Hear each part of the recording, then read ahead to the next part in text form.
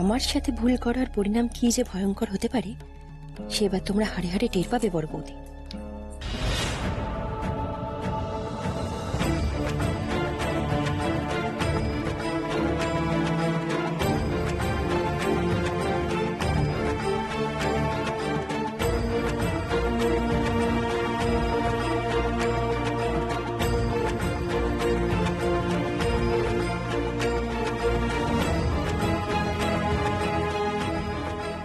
আমার নামও মাধবী। সবার সামনে আমাকে অপমান করেছিল দাদা, আমিও তোমাদের সবার সামনে অপমান করব, ছোট করব।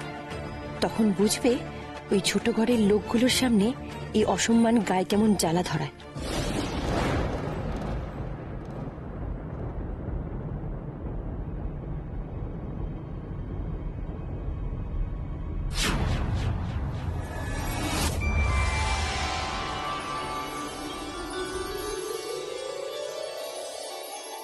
শিব ঠাকুর, অন্নপূর্ণা দিদি আর বড়দার বিয়েটা যেন এবার ভালোই ভালোই মিটে যায়।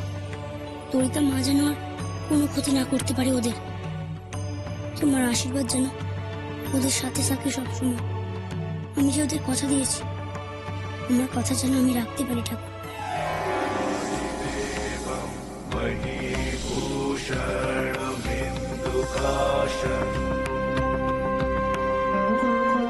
पंचाननं पशुपतिं वरदं प्रसन्नम्।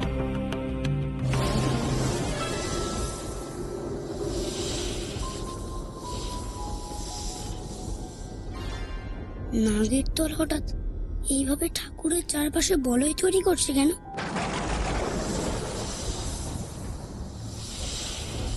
বিশেষ কোনো কারণ আছে? কিসের ইঙ্গিত ঠাকুর? কেন ওরা তোমাকে ঘিরে এমন সর্পরুজ্জ বানাচ্ছে? কি বলতে চাইছে আমাকে? বলো না ঠাকুর, বলো না। এসব কেন হচ্ছে ঠাকুর? প্রথমে নাগ বলয় তৈরি হলো, এখন তাদের ওপর ভস্ম ছড়িয়ে দেওয়া হলো।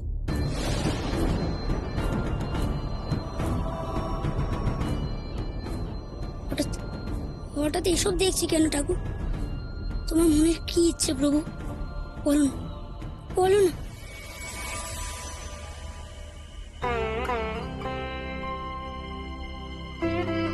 এই লোকনাথ, এই লোকনাথ, কি করছিস তুই এখানে? ধ্যান করছিস? আচ্ছা তুই কি শুরু করেছিস বলতো? সারাদিন বাইরে টোটো করে ঘুরবি আর মাঝরাত্রিরে এখানে এসে তুই এখন ধ্যান করবি? বলি তোর মতলবটা কি শুনি?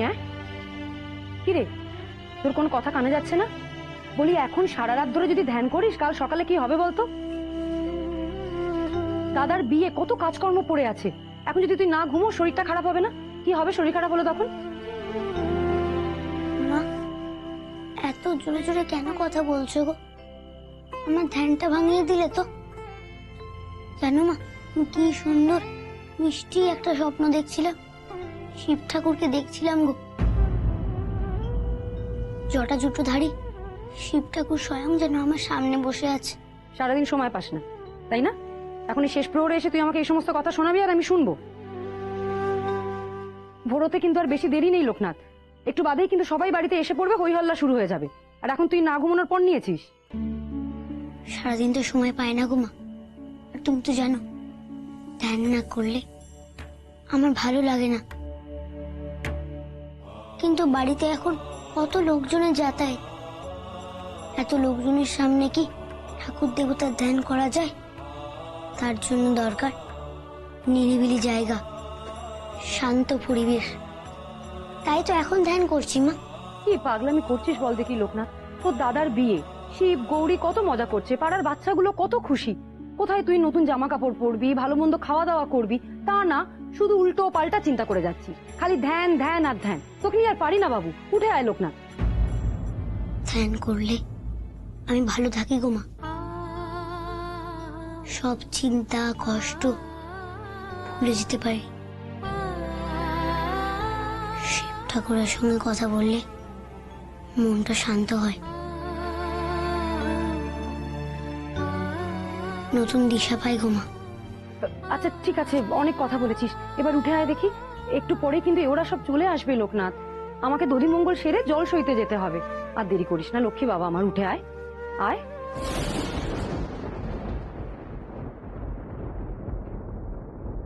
এবার বুঝেছি ঠাকুর, নাগেদের ওই বলয় আর ভস্য ছড়ানোর অর্থটা কি। কি রে, আবার কি হলো? এই লোকনাথ, এই ভস্যপত্র নিয়ে কি করবি তুই? লোকনাথ,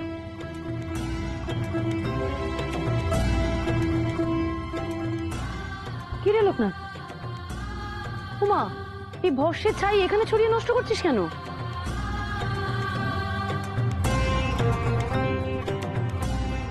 নষ্ট করছি না গো মা, এই ভস্যের বেড়া দিচ্ছি,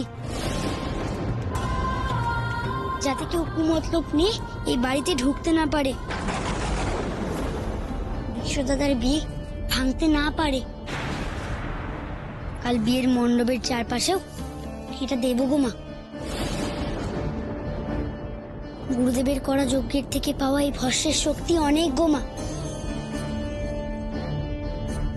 এই ভস্য ছড়ালে কোনো অশুভ শক্তির এই ভস্য ডিঙিয়ে আসার ক্ষমতা নেই গো মা। কোনো অশুভ শক্তি এসে কি বিশ্বর বিয়েটা ভণ্ডুল করবে লোকনাথ?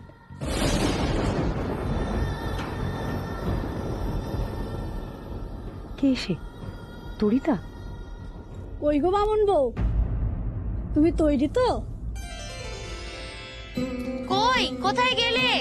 কনেকে নিয়ে এসো, বড্ড দেরি হয়ে যাচ্ছে বাবু।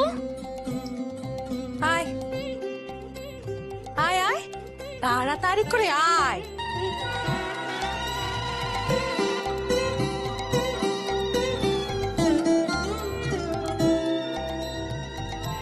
আয়, না না না, ওদিকে নয়, পূব দিকে মুখ হবে।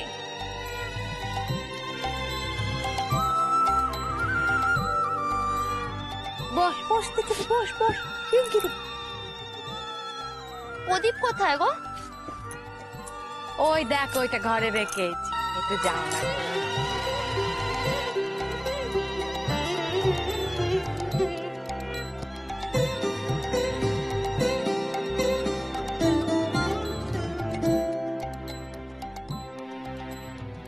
দিদি, এবার তোমার ছেলেকে ডেকে নাও। হ্যাঁ রে, দাঁড়া। বিশ্ব, এই বিশ্ব, লোকনাথ দাদাকে নিয়ে আয় রে, অনেক বেলা হয়ে গেল তো।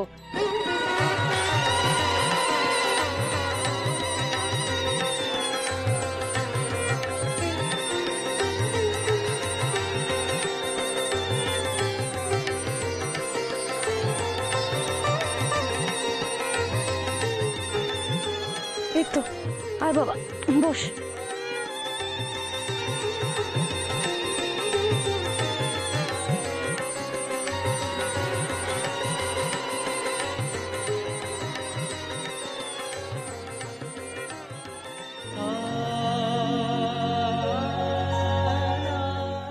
নে নে, ঝটপট বুকের কানা শেষ কর।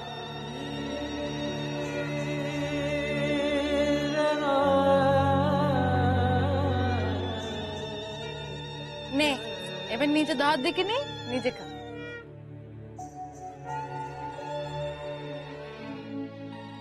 ঠাকুর, অনেক কষ্টে মেয়েটার বিয়ে ঠিক হয়েছে, দেখো এবার যেন সব ভালোই ভালোই মিটে যায়। আর খেতে পাচ্ছি না, এত ভোরবেলা এত কিছু খাওয়া যায় নাকি? এরম বলে না বাবা, আর কিন্তু সারাদিন কিচ্ছুটি খেতে পারবি না। এখন খেয়ে নে দেখি পেট ভরে।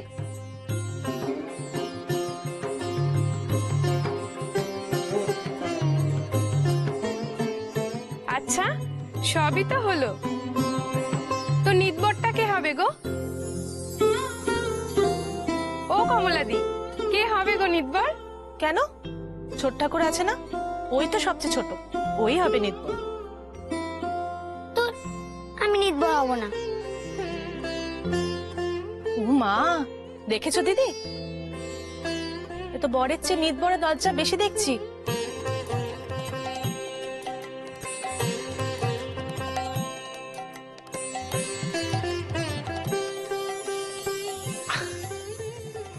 এইবার তুই নির্ভর হবি না তো কে হবে? হ্যাঁ, ভাই এবার কিন্তু তোকে নিদবর সাজতেই হবে।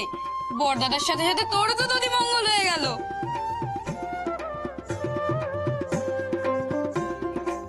বলি কি দিদি, দধি মঙ্গল তো হয়ে গেল, এবার জল সইতে যাবে কখন? ও শোনো, আমি পঞ্জিকা দেখেছিলাম, এখনই ভালো লগ্ন আছে, তোমরা কিন্তু বেশি দেরি করো না, বেরিয়ে পড়ো।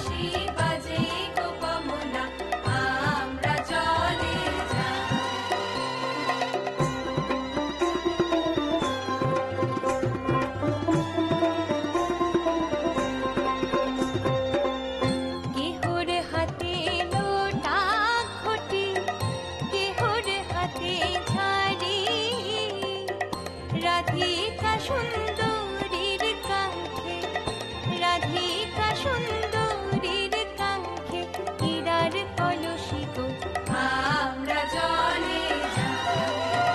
গাঙের ঘাটে বাঁশি বাজে গো কমলা, আমরা জলে যাই।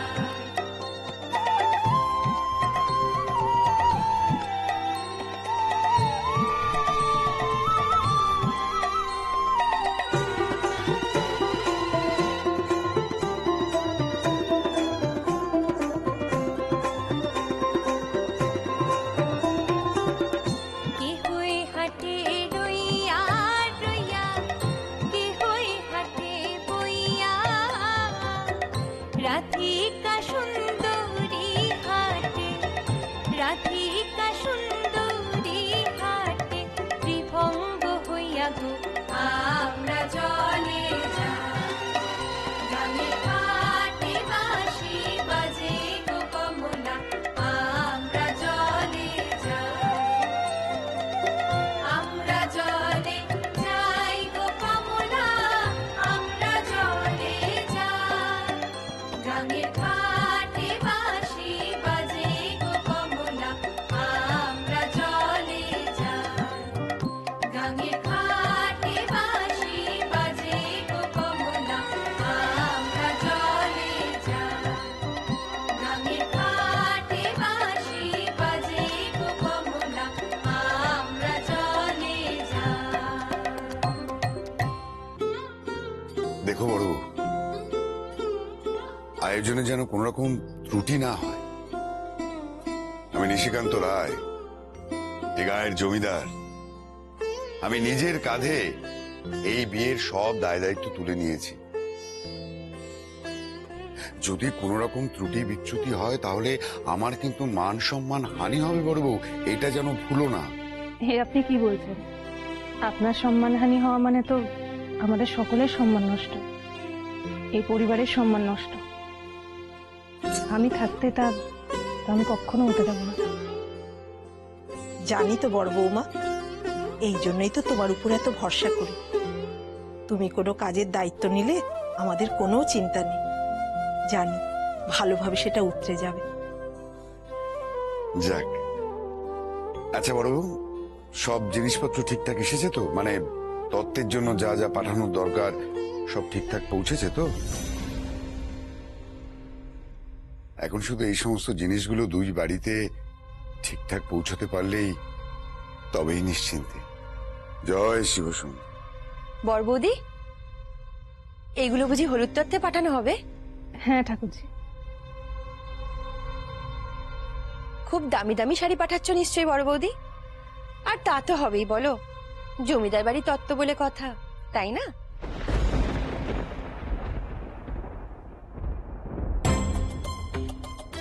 গরিব বামুনের বাড়ির বিয়েতে এত খরচের স্বাদ কেন তোমাদের? দেখাচ্ছি মজা। আজ তোমাদের কপালে খুব দুঃখ আছে বড় বৌদি। এত আয়োজন করেও বাড়ি ভর্তি লোকজনের সামনে তোমাদের মান থাকবে তো? সে ব্যবস্থা আমি আজ বেশ যত্ন করেই করে রেখেছি, দেখো। কে কোথায় আছো একবার এসো তো এদিকে।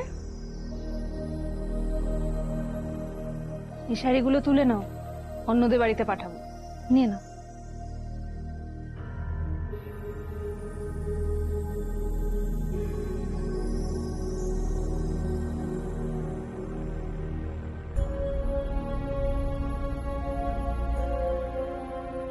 ও শোনো, কি হলো? তুমি দাঁড়াতে বললে যে? বড় বৌদি দাসী কি আবার দাঁড়াতে বললো কেন?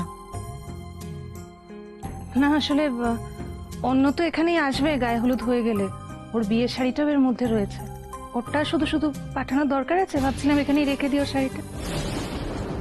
ঠিক বলেছো বড় বৌমা, দামি শাড়ি যখন এই বেলা পরবে না, শুধু শুধু ওখানে রেখে লাভ কি? রাখো দেখি শাড়িগুলো।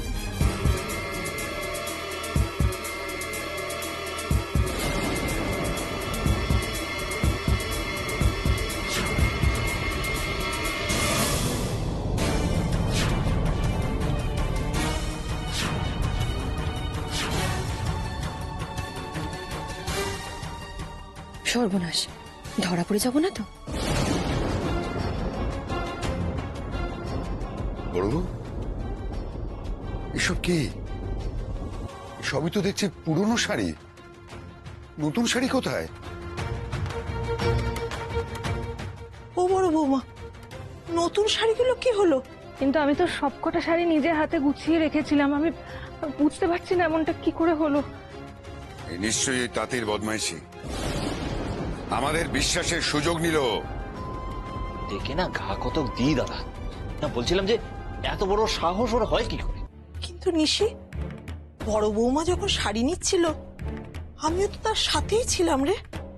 হ্যাঁ, আর তাছাড়া ওই তাঁতি তো আমাদের যথেষ্ট বিশ্বস্ত।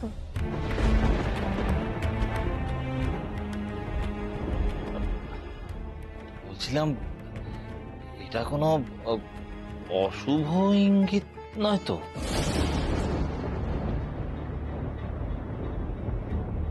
না মানে মানে নতুন শাড়ি কিভাবে এরকম মানে পুরনো? আমারও তাই মনে হয় দাদা। ওই মেয়েটার বিয়ে যবে থেকে ঠিক হয়েছে, একটার পর একটা অঘটন ঘটে চলেছে। আর এই রাজবাড়ি থেকেই যখন বিয়েটা হবে, তখন ওই অভিশাপ না আমাদের এই বাড়ির ওপর কারোর পড়ে। মাধবী, চুপ করবে তুমি? এখন কি এই সমস্ত কথা বলার সময়? আদিত্য। হ্যাঁ দাদা। এক্ষুনি তাঁতির বাড়ি যাও, গিয়ে বলো আমি ডেকে পাঠিয়েছি, যত তাড়াতাড়ি সম্ভব সে যেন জমিদার বাড়িতে আসে। থাক, ঠাকুর জামাইয়ের ইয়ে কাজ নেই আর, আমি নিজে যাচ্ছি। পালকি তো আছেই, আমি শাড়িগুলো পাল্টে নিজে হাতে ওদের বাড়িতে পৌঁছে দিব। দাঁড়াও বড় মাধবী, তুমি বড় বৌদির সাথে তাঁতির বাড়িতে যাও। আর শোনো বড় বউ, এবার কিন্তু আর ওই শাড়িগুলো এই বাড়িতে আনার দরকার নেই। তুমি বরং একটা কাজ করো, তাঁতির বাড়ি থেকে ওদের বাড়িতেই শাড়িগুলো পাঠানোর ব্যবস্থা করো, বা তুমি নিজে গিয়ে দিয়ে এসো। বেশ, চলো।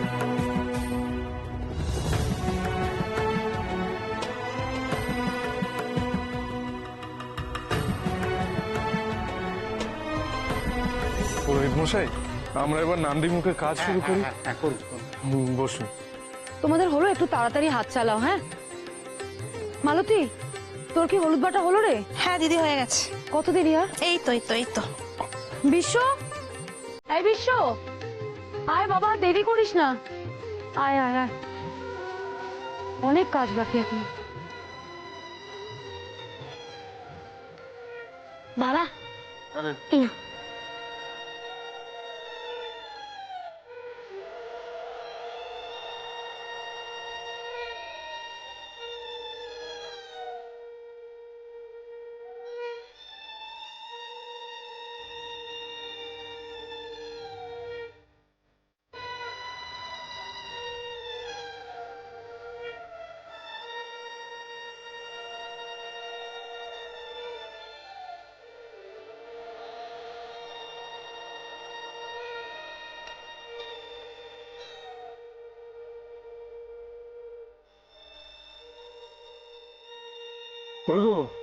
বলি এবার বিশ্ব গায়ে হলুদের ব্যবস্থা করো। হ্যাঁ হ্যাঁ, এই তো দেখো নিন আমাকে দিন এখন। হ্যাঁ বিশ্ব,